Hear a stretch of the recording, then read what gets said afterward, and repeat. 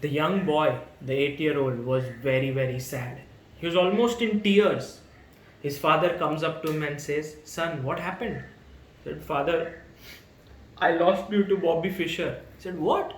You lost due to Bobby Fischer? How?" He said, "Look, I'll show you the game." White was the young boy, 8-year-old.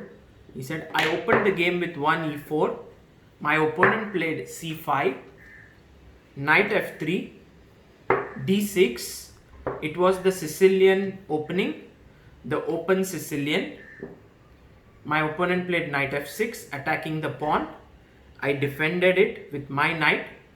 And then he played g6. And I was so happy when the move g6 happened." "Why were you happy?" asked the father.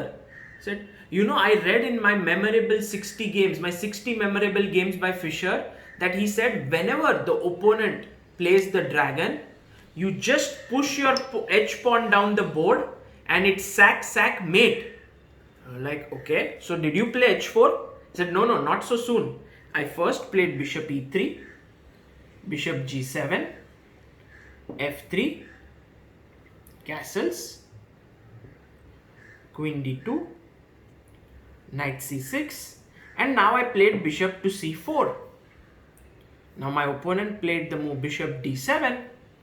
I did long castling, and this is the standard setup against the dragon. And I was so happy because now my king is on the queen side, his king is on the king side. I'm going to attack.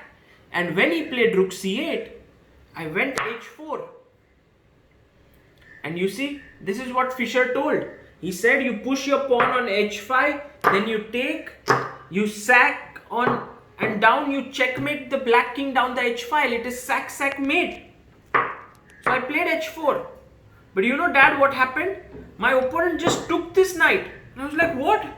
If I take bishop takes, then he would just win a full piece. My bishop was hanging.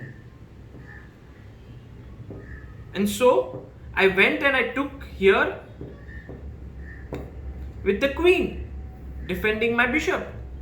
And now my opponent played the move knight to g4, attacking the queen. I had to save it. I kept my queen on d3, defending this bishop, also defending this bishop which is attacked. But now the knight picked up the bishop on e3. The queen took on e3. And now I lost a complete piece with rook takes c4. So that is how I lost the game because of Bobby Fischer. The dad said, "Look, son, it's good to be inspired by great people. But in this position, what you should have done is you should have played your first bishop to b3, saving the bishop, and then starting with the move h4 and attacking." Often we get inspired by great personalities in our life as well, not figuring that our life is sometimes slightly different than them. All you have to do is take care of the little things and then get inspired on a larger scale by them. This is Sagar Shah signing off. Bye bye.